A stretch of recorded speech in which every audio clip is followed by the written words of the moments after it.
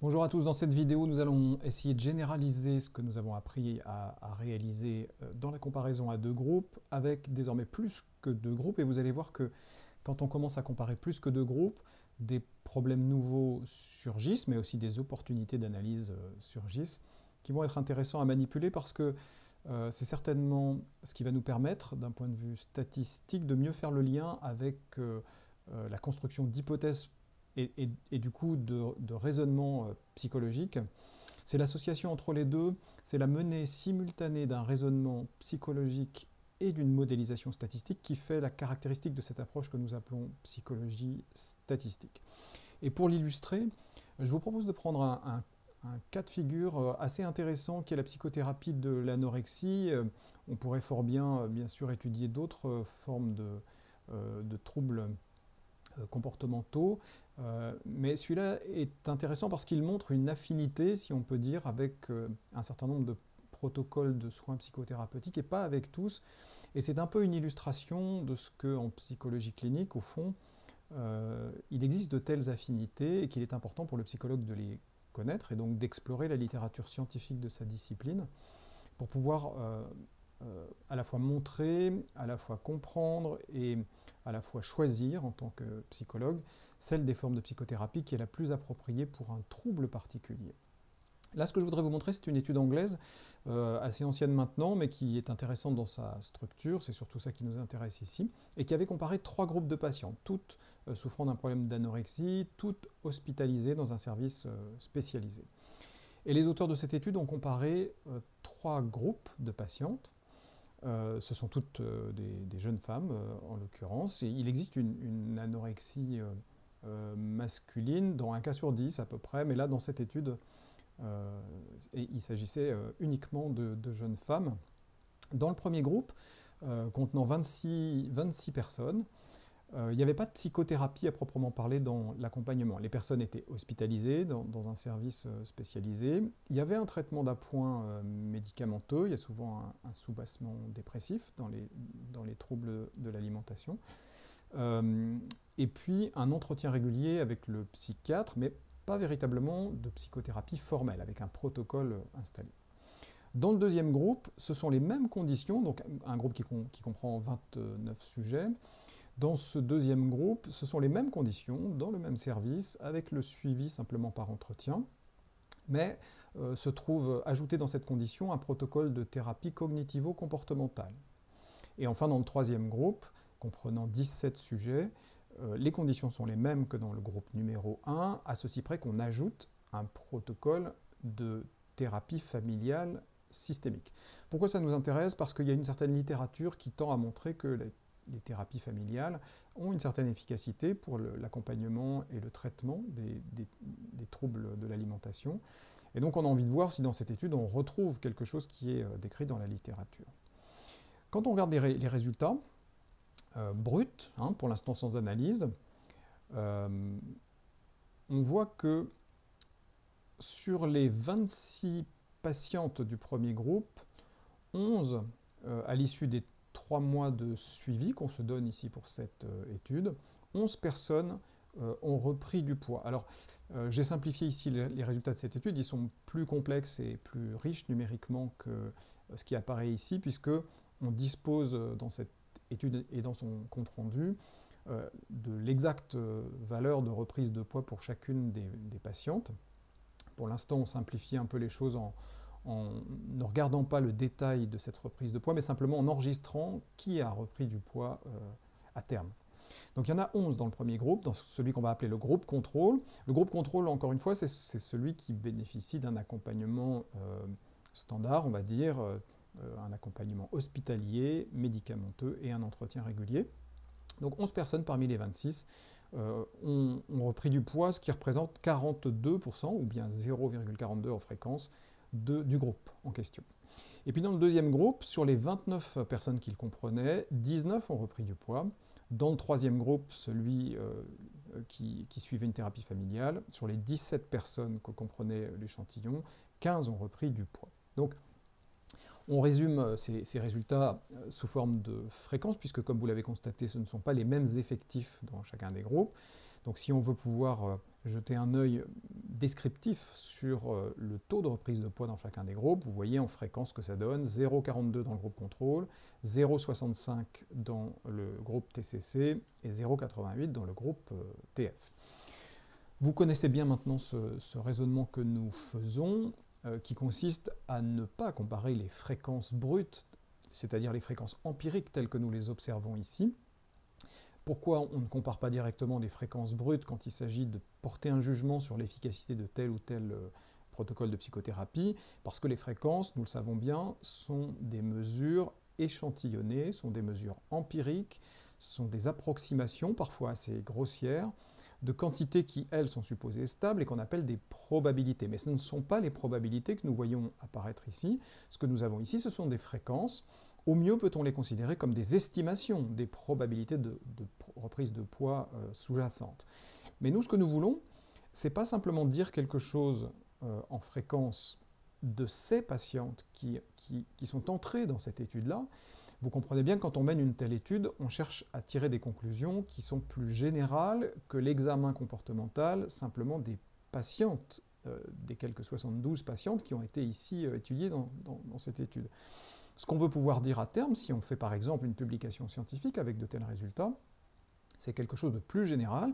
On espère pouvoir dire quelque chose de l'efficacité des psychothérapies. Et dès que vous formulez les choses ainsi en mots, vous n'êtes plus en train de vouloir dire quelque chose de ce que vous avez obtenu sur ces patientes-là en particulier, dans cette étude-là singulière, vous êtes en train de vouloir dire quelque chose de général sur les protocoles de psychothérapie. Donc en fait, dans toute étude de psychologie, et à vrai dire dans toute étude scientifique en général, on est toujours en train de vouloir dire quelque chose de général à partir de résultats obtenus sur des échantillons, autrement dit à partir de résultats qui sont toujours un peu particuliers. C'est tout l'enjeu. Et c'est aussi pour ça qu'on a besoin des statistiques en psychologie, c'est que les données que nous avons sont toujours particulières. À nous de les rendre moins particulières en les rendant fournies, c'est-à-dire en ayant beaucoup de sujets. Mais quoi qu'il arrive, et quel que soit le nombre de sujets que vous aurez, vous serez toujours dans cette situation de vouloir dire quelque chose de général à partir d'observations singulières. C'est très précisément l'enjeu de ce qu'on appelle le raisonnement par inférence. Dans un raisonnement par inférence, vous cherchez à dire quelque chose de général à partir de quelque chose de particulier, et tous les épistémologues savent bien que c'est le plus risqué des raisonnements qui soient. Ici, dans l'approche de psychologie statistique, ce que nous essayons de faire, c'est d'instrumenter ce raisonnement-là. C'est-à-dire, nous savons bien que c'est un raisonnement risqué, mais nous allons essayer de consolider, en particulier en utilisant des notions de probabilité. C'est-à-dire, si nous savons décrire ce qui se passe quand on échantillonne, c'est-à-dire ce qui se passe au niveau de la mesure indirecte que nous pouvons avoir à travers les fréquences des probabilités sous-jacentes, quelle est l'erreur que nous commettons, en quelque sorte, en mesurant les choses sur un petit échantillon en fréquence, tandis que nous cherchons à atteindre des probabilités vraies. Si nous savons décrire le mécanisme de bruitage, en quelque sorte, ou d'erreur qui se produit à l'occasion d'un échantillonnage, c'est ce qu'on appelle précisément l'erreur d'échantillonnage, si nous savons bien le modéliser et le décrire, alors il y a un espoir pour que nous puissions en quelque sorte remonter la pente, c'est-à-dire nous puissions à travers les fréquences que nous observons, qui sont empiriques, et par conséquent erronées, si nous savons donc remonter la pente depuis ces fréquences jusqu'aux probabilités cachées, vous le comprenez bien, en prenant des précautions, c'est-à-dire en étant capable d'affirmer des choses sur les probabilités cachées qui soient vraies avec une certaine marge d'erreur que nous saurons quantifier. Et c'est ça tout l'enjeu et tout le challenge. Être capable de dire quelque chose de ce qu'on ignore, en étant aussi capable de dire quelle est la marge d'erreur pour pouvoir l'affirmer. C'est ça que nous cherchons à manipuler dans cette approche. En tout cas, dans cette construction particulière du protocole d'expérience, en 3 groupes, vous notez au passage que le design, comme on dit en anglais, le design de cette expérience, le protocole en français correct de cette expérience, inclut un groupe contrôle, ce qui suppose que nous allons pouvoir comparer les 2 conditions de psychothérapie contre le groupe contrôle pour essayer de dire quelque chose de ce que la probabilité de reprise de poids est peut-être supérieure dans la condition de psychothérapie. Évidemment, c'est ce que nous espérons en tant que psychologues. Donc, la construction même du protocole ici permet cette comparaison. Vous notez au passage que pour dire qu'une thérapie est efficace, il ne suffit pas de regarder si elle a un certain taux de succès qui est différent de 0 d'une certaine façon, si on voulait donner du sens à cette comparaison.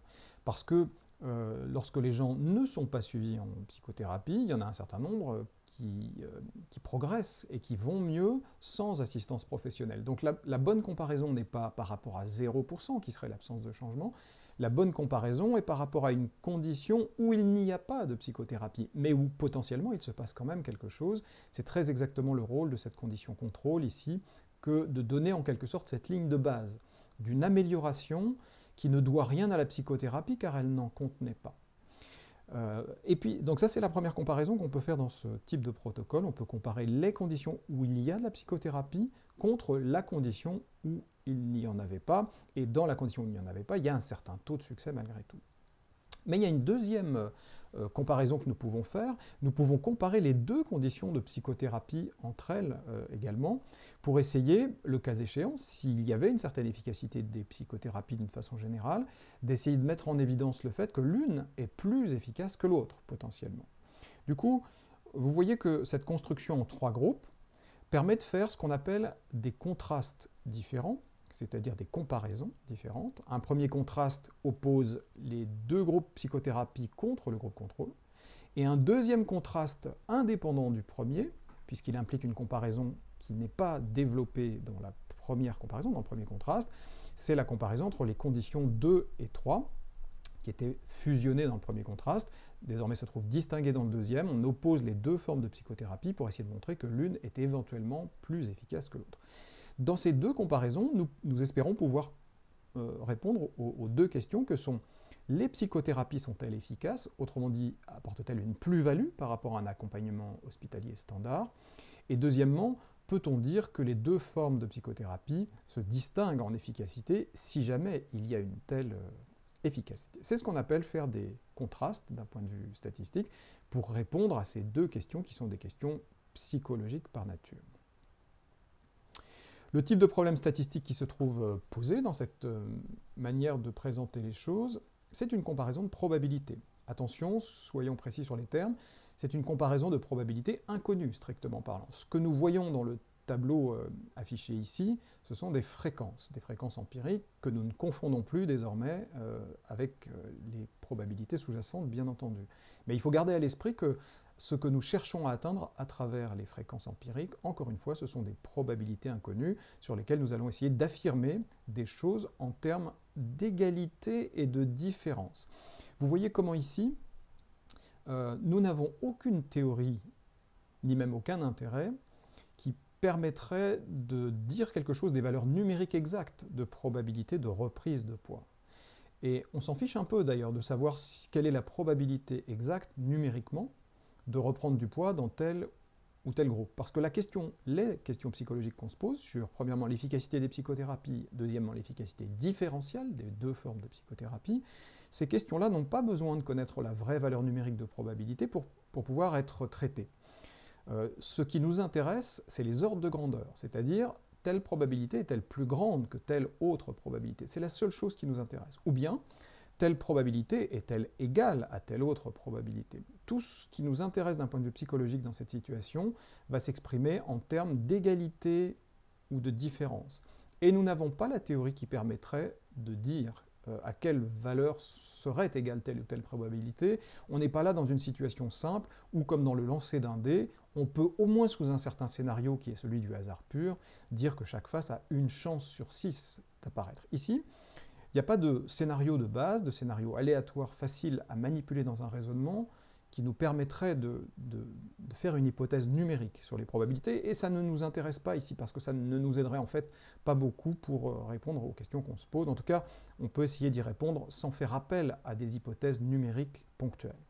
Donc c'est ça l'enjeu, et c'est ce qui fait que le problème statistique traité ici est celui de la comparaison de plus de 2 probabilités inconnues sur des groupes indépendants. Naturellement, ici, les patientes, quand elles sont dans un groupe, n'apparaissent pas dans l'autre groupe.